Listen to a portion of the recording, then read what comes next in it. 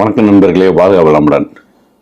தமிழ்நாட்டில் மிகப்பெரிய ஒரு அரசியல் எழுச்சி அப்படின்னு சொல்லலாம்.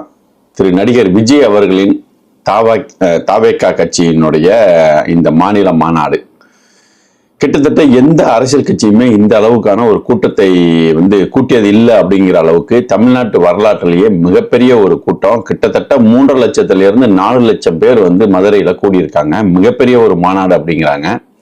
எல்லாருமே அவங்க ஆர்கனைஸ் பண்ணின விதத்தை பத்தி மிகப்பெரிய அளவுல பாராட்டி சொல்றாங்க. என்ன அப்படின்னா, கிட்டத்தட்ட ஒரு 1000 ஏக்கர் நிலப்பரப்புல ஒரு 100 ஏக்கருக்கு அளவிலான மேடை அமைக்கப்பட்டிருக்கு. அதுல பாத்தீங்கன்னா மாநில நிர்வாகிகள் மட்டுமே ஒரு 500 பேர் அந்த மேடையில இடம்பெற்று இருந்தாங்க.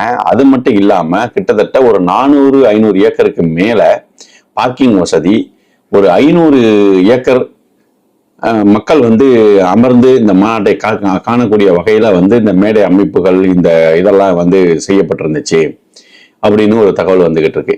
அது கிட்டத்தட்ட ஒரு 4 லட்சம் பேர் கூடிய ஒரு மிகப்பெரிய மாநாட்டை இதுவரைக்கும் தமிழ்நாட்டில் எந்த அரசியல் கட்சியுமே கூட்டினது இல்லை அப்படிங்கிற அளவுக்கான ஒரு மிகப்பெரிய ஒரு பிரம்மாண்டத்தை டிவிகே விஜய் அவர்கள் செய்து காட்டியிருக்கிறார். அவர்களுடைய போர்ப்படை தளபதிகள் இந்த அளவுக்கான ஒரு மக்களே ஆச்சரியப்படக்கூடிய அளவுல இந்த ஆர்கனைசேஷன் இருந்திருக்கு.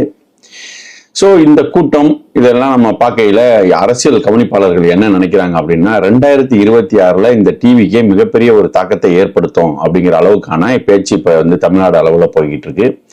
இது பாத்தீங்கன்னா தமிழ்நாட்டிலேயே ரொம்ப காலமாக ஆட்சி செய்து இருக்கக்கூடிய டிஎம்கே மற்றும் ஏடிஎம்கேக்கு